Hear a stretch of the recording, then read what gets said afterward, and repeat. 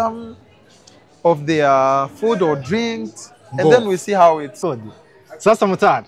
Cheers. Bavuga cheers. Ubundi umuntu ahita kamanura yumva ukuntu. So sweet. Cha life uvuye mu kazi k'ubwarimu ukinjira muri aka kazi k'ikimotari. Yes. Ese ushobora gukora ikintu kubera ngo ugikunze ku mutima. Hari umuntu wavuze ngo aho ngaho ubukoze umuti. Sasa rero tujya ku kiganiro nyamukuru twari twifuje kugirana nawe. Ukora akazi k'ikimotari ariko ukagafatanya no gukora akazi ko kumbuga nkoranyambaga. Noneho twebwe turabona ko wabaye umusitari sinze ho gukintu uri kubura. Anajyanga ngo nabaye umusitari ku rwego rwo hejuru. Buryo n'ibitangazamakuru bikomeye bikwandikaho bikakuganiraho. RBA ubwayo irakunotinga ikavuga iti uyu muntu nta muntu wamaye akazi. So no kuba nkora nka kuriya. Kigali News Channel. Stay connected, stay entertained, and stay inspired with Kigali News Channel.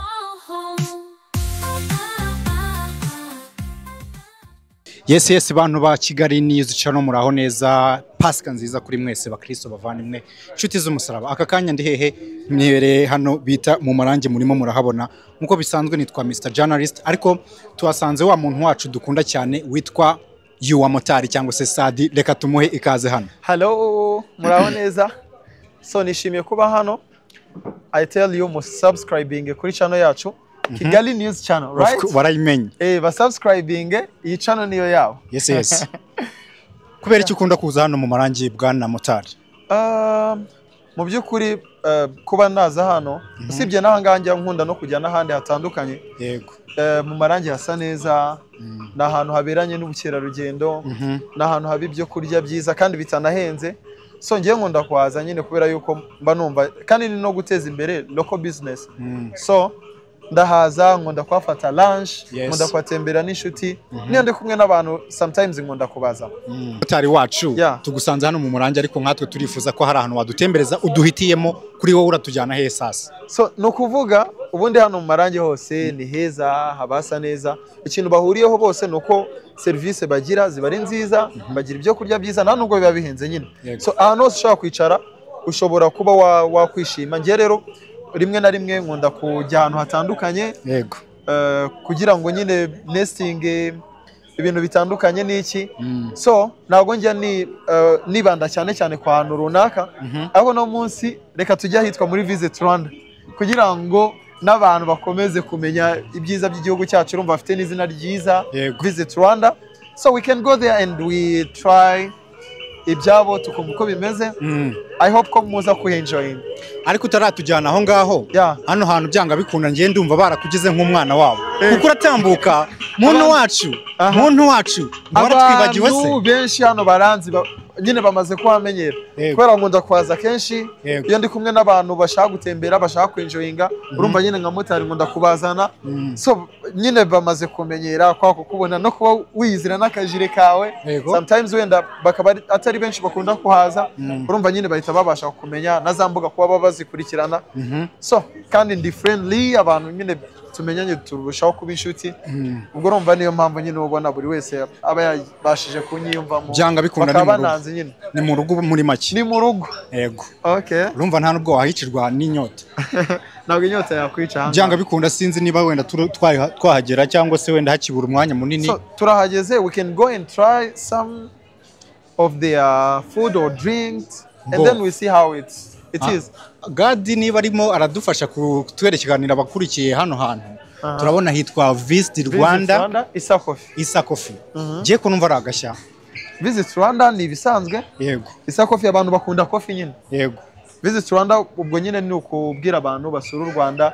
Igihugu cyacu cyageze ku bintu byinshi bitandukanye. Ubwo urumva nyine ni byiza kubishishikariza abantu. So coffee nanone urabizi yuko abantu abenshi bayikunda n'iki bintu nk'ibyo. Ni ikinyobwa nyine mu Rwanda kimaze kumenyerwa.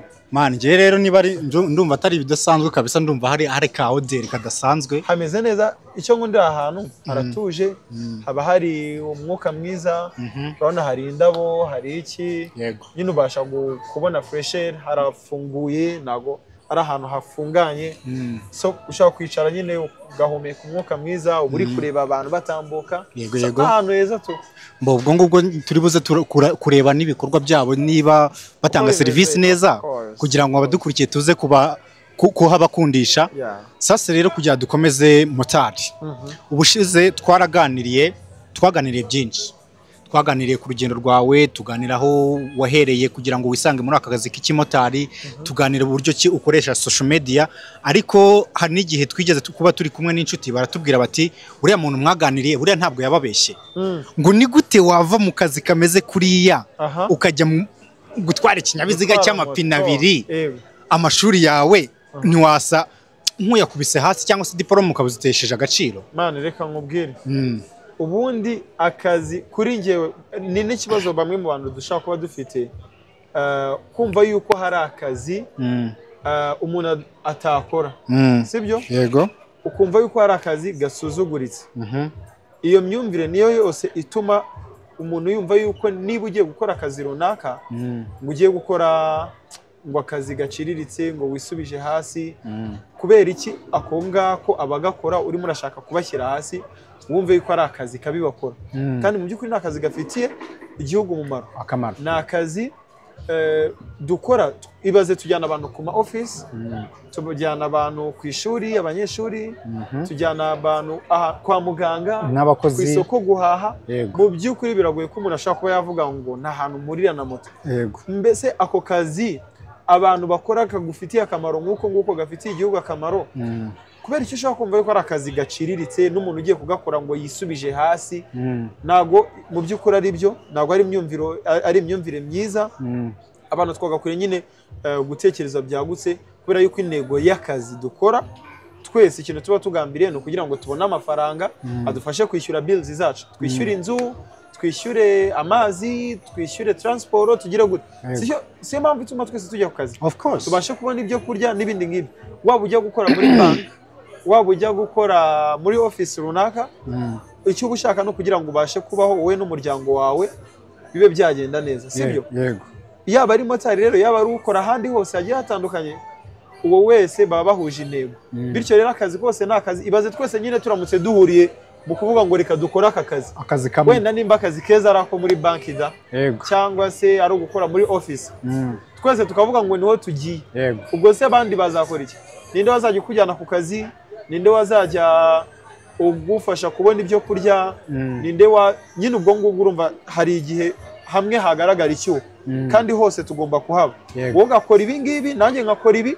ariko twese tukubahana nyine ukumva yuko akazi kawe kagutunze ntakakubahira nawe ukumva nanjye nkumva yuko akanjye kantunze ukakanyubahira nuko nguko ubundi byagakwiriye kugenda kuri nge rero iyo myumvire yo kumva yuko ari akazi keza kabaho cyangwa akazi katari keza keretse akazi ubundi katemewe n'amategeko gucuruza ibiyobyabwenge kugira gute ubujura n'ibindi nk'ibyo utwo n'utuzi rwose umuntu yakora tukamuveba ariko ubundi utuzi twemewe na leta twemewe n'amategeko aho ngaho ngiye nta kibazo mbibonamo ako waba ukora kose ni waba ukoropa ni waba ugira gute kuri nge ntabwo njya mbibonamo ikibazo sasa mutari cheers bavuga cheers ubundi umuntu ahita akamanura yumva ukuntu so sweet cya life ni hari hanashyushye byatari ariko ubu ngubu noneho bimeze neza ariko kugira ngo tuze gukomeza n'ibyo twifuza kuganira hano hantu muri make ni iki wahabwira abadukurikiye kugira ngo bahamenye banahakunde so no kuvuga ahantu twicaye nge nahamenye kubera yuko nyine mbere najyaga nkunda gutembera hose n'ubundi n'ubu ngubu ndagenda bitandukanye ariko kubera nkunda kugendana kenshi n'abanyamahanga wenda baba barimo baratembera mu Rwanda akaba nyine urabizi bakunda serivisi nziza kandi baziha agaciro batubwira hano hantu hitwa muri Visit Rwanda Isa Coffee bo turagira ngo rero ukomeza abadukurikiye uhababwire wanahabasobanurire nabo bahakunda no kuvuga ahangaha nyine njya kuhamenya ni kwa kundi utemberana n'abantu mukagenda mureba ahantu hari serivisi nziza uyu munsi ukajya aha ejo ukajyaha abanyamahanga rero bakunda abantu babaha serivisi nziza bakabasekera bakabereka ko babishimiye ibintu nk'ibyo ngibyo nanjye rero nuko nguko nkunda buri ahantu nafashwe neza so twaje ahangaha tubona abakozi barasa neza tukabona bafite serivisi nziza baraseka barakwakira nyine hari ukuntu nk'umuntu akora akazi ukabona arimo aragakora nk'uwikorera ukabona nyine ni nkaho business kabisa ariye afitemo share kandi ari nk'umukozi usanzwe nyine yego hano umukozi arakwakira guhera kuri wa wundi ukubwira ngo karibu buri wese n'umuseriveri utakwakiriye arakubwira karibu mwakoze kuza ibintu nk'ibyo kabisa hano bagira serivisi nziza so kuba bafite serivisi nziza ikindi kuba baba bafite n'amafunguro meza hanyuma na ahantu hatuje hagaragara neza hasa neza kabisa hari umwuka mwiza ibyo byose ni ibintu bishobora gukururira kuba wahaza niyo mpamvu sometimes nkunda kuza hano nayo mpamvu wambajije uti tuje hehe ngaguhitira amaha n'ahandi ni heza gusa naha bagira serivisi nziza kabisa abadukurikiye babyumve bahita Visit Rwanda Isa Coffee ni hano mu Marangi na nimero murimo murazireba kuri kamera ni hano mu Marangi ubundi i Nyamirambo sasa rero kugira dukomeze Motari Sadi ndagira ngo unsobanurire ushobora gukora ikintu kubera passion kuruta kugikora kuko kirimo amafaranga menshi yego urugero rwihuse ni nkuko wavuye mu kazi k'ubwarimu ukinjira muri aka kazi k'ikimotari ese ushobora gukora ikintu kubera ngo ugikunze ku mutima hari umuntu wavuze ngo ubundi nyine mu kazi n'abantu bakora muri office bamwe na bamwe barabizi hari ukuntu nko kuwa mbere hagera ukumva harabangutse ukavuga uti weekend kubera ikirangira kubera yuko uba udashaka kuba uri ku kazi yego ushaka kuruhuka ukumva kuwa mbere nihagera kuwa gatanu hagera ukumva urishimye cyane kubera ko ku kazi nyine nuko nta kundi wabigenza akagutunze n'iki ariko hari stress nyinshi hari ibintu nk'ibyo ngibyo yego so umuntu yaravuze ati kugira ngo mu kazi ukora bigende neza urasabwa kugira kimwe mu bintu bibiri icya mbere uzakora akazi ukunda kandi warahoze uvuga uti aka kazi niko nifuza kuzakora kwa kundi nifuza kuzaba umupilote ndifuza kuzaba umuganga no kuvuga ngo cya kintu wakuze ushaka kuba iyo ugikoze kuko wanagishakaga na mbere mu by'ukuri nyine uracenjoyinga kuko ni akazi wakuze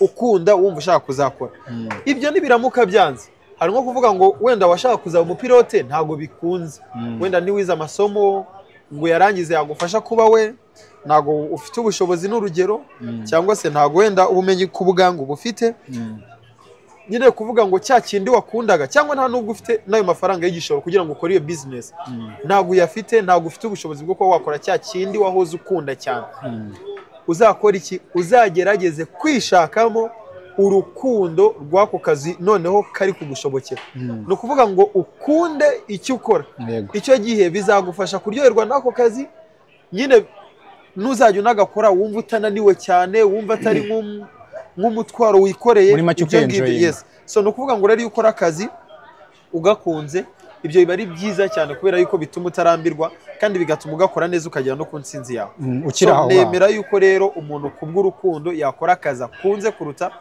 ibindi byose ukiri aho ngaho ari ugukora ikintu kubw'impano ari no kugikora kubera washyizemo imbaraga cyangwa umuhate ninde ushobora kugera kuri successful cyane urugero wenda nguhe hari umuntu ushobora dufashe nk'urugero nka kariyeri yo gukina siporo nk'umupira w'amaguru hari umuntu ushobora gukina umupira w'amaguru kubw'impano ye ariko hari n'undi ushobora kuwukina kubera guhatiriza ibibaraga byinshi nta mpano afite ariko ashyiramo imbaraga ese ubona ari indi ushobora kuba successful kurusha undi kuri passion ku mpano cyangwa se kubw'imbaraga so no kuvuga ngo hari ibintu bigendana icya mbere iyo ufite impano uri umunyamahirwe cyane uba ugize amahirwe kubera yuko nyine cya kintu urumva kikurimo nyine ni ikintu ni impano Imana yakwihereye urumva mu by'ukuri uzi imbere ho gatoya ariko impano gusa ntabwo ihagije haba hakenewe n'ubumenyi sibyo ni ukuvuga ngo wa wundi rero wari ufite impano yarangiza kongeraho nk'ubumenyi nk'urugero kuba wenda usanzwe ukora ibintu bya media n'iki iyo ugize ubumenyi noneho ubifitemo n'impano biba wari ufite impano ukongera n'ubumenyi bwawe noneho cya kintu gikora as a professional wari ufite impano ni byiza ariko ugomba no kugira ubumenyi sibyo yego ubwo urumva nuramuka ugize ibyo byombi uzarushaho wundi wari ufite ibibaraga gusa cyangwa se wari ufite ubumenyi gusa ariko atarafite iyo mpano so no kuvuga ngo nyine hari uwaba yarafite ubumenyi akagerageza kugira gute kugerageza guhatiriza nk'urugero nigeze kumva amateka y'uwitwa Rugamba Sipiriyani yari umuhanzi muririmbyi buriya uzi ngo ikintu gitangaje mu ndirimbo ze nta jwi rye riri muri ziriya ndirimbo zose yigeze agira gute yigeze aririmba birashoboka yes uzabikurikirana urebe no kuvuga ngo ziriya ndirimbo ngo we yatozaga abantu yego barangiza bakagira gute bakaziririmba kubera yuko ngo ntabwo yari afite ngo ijwi ryiza cyane nka bariya nyine bajyaga baziririmba ariko ugasanga wenda afite nk'impano yo kuzandika akaba afite impano yo kuzandika aba afite impano yo kugaidinga abantu baziririmba n'ibindi nk'ibyo ngibyo so no kuvuga ngo rero hari noneho uba afite urumva we nuko yari yarasobanukiwe akavuga ati byibuze mfite impano y'iki reka nshake abafite impano noneho mu kuririmba tugira gute twuzuzanye impano ye yo kwandika no kugaidinga abantu barabihuza nyine bakora ibintu birenze nka biriya nyine mwagiye mubona so no kuvuga ngo rero hari n'undi noneho we uba ufite ubumenyi gusa agahatiriza akaba afite ubumenyi ariko akagerageza nubwo nta mana afite akagerageza trying to fit in that thing so ubwo urumva rero ibyo ari byo byose ntabwo ashobora kuba yarusha wa wundi ufite iki ufite impano ariko ufite impano ntabwo wavuga ngo ngo nzi gushushanya gusa ibaze niba uzi gushushanya nuramuka wongeyeho ubumenyi ukajya mu ishuri ryigisha gushushanya uzaba uri umuntu urenze cyangwa uzi kuririmba gusa yes so ubwo urumva rero ni ukuvuga ngo impano ni nziza irafasha ariko noneho bikaba akarusho iyo wongeyeho n'ubumenyi aho ngaho uba ukoze umuti sasa rero tujya ku kiganiro nyamukuru twari twifuje kugirana nawe ukora akazi k'ikimotari ariko ukagafatanya no gukora akazi ko ku mbuga nkoranyambaga noneho twebwe turabona ko wabaye umusitari sinzi ahubwo ikintu uri kubura anajyanga ngo nabaye umusitari ku rwego rwo hejuru ku buryo n'ibitangazamakuru bikomeye bikwandikaho bikakuganiraho RBA ubwayo irakunotinga ikavuga iti uyu muntu hari umunyamakuru nigeze kumva mu rubuga rw'imikino rwa RBA ari kuvuga ati ngo hari umumotari witwa Sadi I really appreciate ngo yari kuvuga ngo bugira ngo AI bagize bacometse bavuga icyongereza ngo welcome ibiki ibintu nk'ibyo sasa kugira tugere ku kiganiro nyamukuru ku mbuga nkoranyambaga tubona ukora akazi kajyanye n'ubukerarugendo by'umwihariko Visit Rwanda ese wabitewe n'iki nabaguhaye akazi ni umutima wabyo ni ukubera iki nta muntu wamaye akazi so no kuba nkora nka kuriya ngewe amahirwe nagize mbasha gukominikana n'abantu bavuga indimi zitandukanye yego so kandi ndabizi yuko bajya basura u Rwanda yego kandi ndi umumotari mutaraza ahantu henshi hagiye hatandukanye yego mba nzi ahantu heza hari icyo kurya cyiza hari icyo kunywa cyiza ahantu hari view nziza ushobora gutemberera n'ibindi nk'ibyo nyine nka motari wirirwa mu mihanda ahora abona ibintu bigiye bitandukanye ashaka kuba yabwira abantu nanjye rero wirirwa gutembera muri iyo mihanda ya Kigali nyine no kuba mbasha kuba na kominikana nabo banyamahanga no kuba mfitiye urukundo igihugu cyanjye nkaba nashimishwa nuko abantu baza bakakireba kuko iyo baje mu Rwanda urumva abantu benshi barahungukira niba wenda nko munyamahanga mubwiye nigwi no mu Rwanda usura u Rwanda ni igihugu cy'amahoro icyambere azavuga neza u Rwanda icya kabiri azateza n'imbere local business nimba aje akaza nko muri restaurant akishyura urumva yishyuye wa muntu ufite restaurant ariko wa muntu azatanga imisoro ku gihugu cyane nimba agiye akagura ibintu byakozwe made in Rwanda urumva arimo arateza imbere igihugu cyacu yego so urumva ibyo byose rero ni nko kuba navuga ni mu kazi kanjye nkora niki nshobora kuba nakora nkiteza imbere ariko nkateza n'imbere bagenzi banjye bafite business zigiye zitandukanye ndetse n'igihugu cyanjye muri rusange urumva rero ntabwo numva yuko ari akazi umuntu yagahawe ngo bamubwire ngo tuguhaye akazi ngo genda ngo ujye ukora ibi ngibi ugire gute wowe gerageza ahantu hose uri ugerageze kubaka igihugu cyawe nimba uri umusekirite ukora akazi kawe neza niba uri umumotari ugakore neza nyine uzabesheje igihugu cyawe ishema niba uri umunyamakuru ugerageze gukora inkuru zubaka zifitiye igihugu akamaro n'ibindi nk'ibyo ngibyo ntabwo rero bisaba ngo umuntu ngo bamuhaye akazi bagize gute numva yuko ari inshingano z'umunyarwanda wese kuba yagira uruhare agira mu iterambere ry'igihugu cye. Twese rero turamutse duhurije hamwe mba mbona yuko nyine igihugu cyacu cyarushaho gutera imbere. Yego.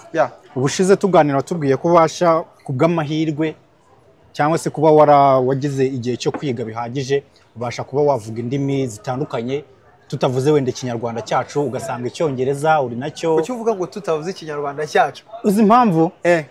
Iyo umuntu avuze ngo nzi indimi ngo icyongereza n'ikinyarwanda usanga ikinyarwanda batagiha agaciro. Ni nacyo ahubwo gifite agaciro kurusha izindi. None se ururimi rwacu niyo gakondo yacu ni rwo rwa mbere tugomba kubera proud. Yego. Uri kumva niryo shema ryacu. Ariko iyo uri gukora ka kazi n'ubundi uri kubwira abanyamahanga ntago babwira mu kinyarwanda. Nta kibazo mbabwira mu zindi ndimi ariko ngerageza no kubigisha ikinyarwanda buri. Niyo turi gutemberana tumaze kugura nk'ahantu ndambira ngo vuga murakoze akabivuga kandi bikamushimisha. Ariko ururimi rwacu nirwo ruza kwisonga. Niryo shema ryacu. Kuki twakumva yuko tugomba guterwa ishema no kuvuga indimi z'abandi bantu nyine uzivuze ngo bikagaragara yuko ngo ari we nguze ubwenge. Yego. Nyine ni bwa buryo n'ubundi bwo gukoronezwa abantu twagize na n'ubu bukaba bukidukurikirana ukumva yuko no mu bintu nyine ugomba kwiga cyane n'iki harimo n'izo ndimi. Ni byiza ntawe ubyanze bizagufasha gukominikana n'aba kuko iyo urebye n'abazungu usanga umuzungu wenda w'umufaransa abenshi cyane purusa nini baba bavuga igifaransa gusa ababa bavuga wenda nk'akongereza baba ari bakeya. Ugasanga wenda nk'umuzungu w'umunyamerika percentage nini barimo baravuga icyongereza igifaransa bakivuga cyangwa izindi ndimi ni bakeya.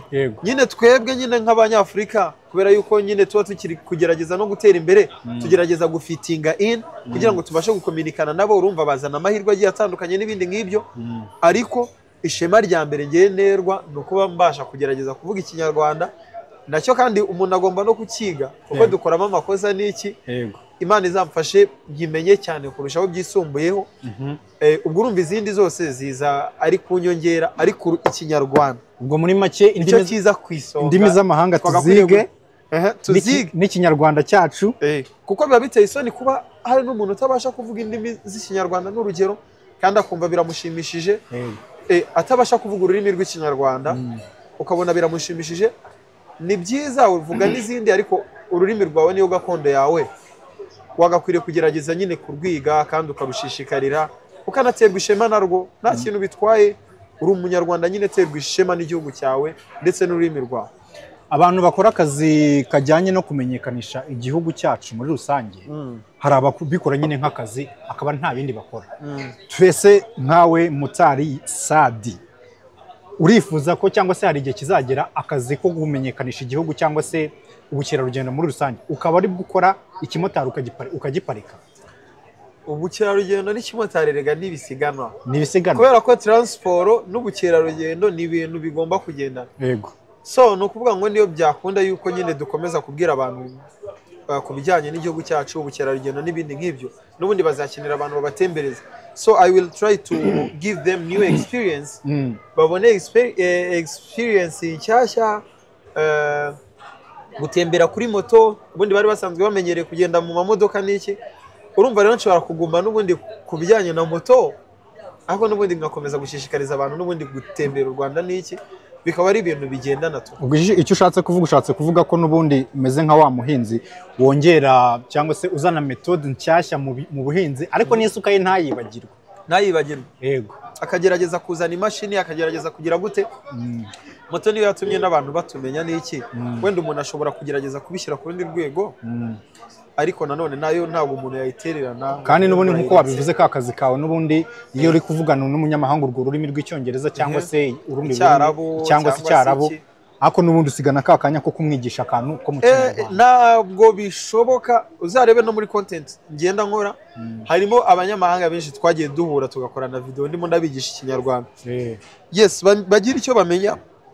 Bagira icyo bamenya ku rurimi rwacu nkuko natwe twiga izabo nabo biga izacu kandi ni byiza nyine nta kintu bitwaye.